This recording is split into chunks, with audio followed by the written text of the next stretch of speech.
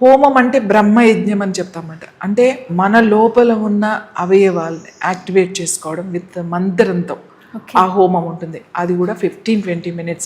అదేమి ఒక పెద్ద దానికి నైవేద్యం కావాలి, పూలు కావాలి, పసుపు కుంకుమ ఇలాంటివి ఏముండవు. ఏముండాలి ఆ యజ్ఞానికి అంటే నీ మనసు ఉండాలి, నువ్వు ఉండాలి, అంతే.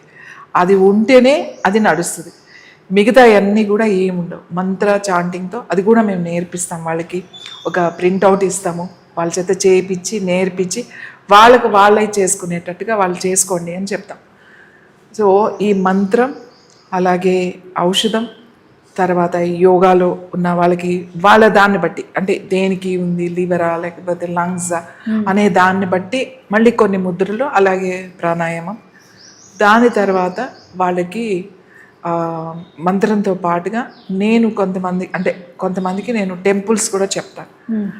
అంటే వాళ్ళ పరిస్థితి బాగుండి వెళ్ళగలిగే ఇది ఉంటే మీరు వెళ్ళి రండి, ఆ ఎనర్జీ అక్కడ ఉంటుంది, అక్కడ తీసుకుని రండి, అభిషేకం నీళ్ళు ఇలా కొన్ని ఉన్నాయి. అలా ప్రాబ్లంని బట్టి మేము సజెస్ట్ చేస్తాం. ఇది అంతా ఒక థెరపీ అన్నమాట. కొన్ని దానికి కూడా థెరపీ కూడా ఉంటుంది. థెరపీ అంటే ప్యాక్స్ ఉంటాయన్నమాట. వాళ్ళకి ఆ సెల్ని యాక్టివేట్ చేయడానికి, ఆ సెల్లో ఉన్న ఆ క్యాన్సర్ కణాలు చనిపోవడానికి అంటే ఎక్స్టర్నల్ ప్యాక్సే అవి. హైడ్రోజన్ ప్యాక్స్ అంటామన్నమాట. ఆ ప్యాక్స్ వేయడం, వాళ్ళని రిలాక్స్ చేయడము, యోగ నిద్ర అంటే వాళ్ళ స్ట్రెస్ తగ్గించడం. తర్వాత కౌన్సిలింగ్ ఉంటుంది వాళ్ళకి. Counselling it's a very very important.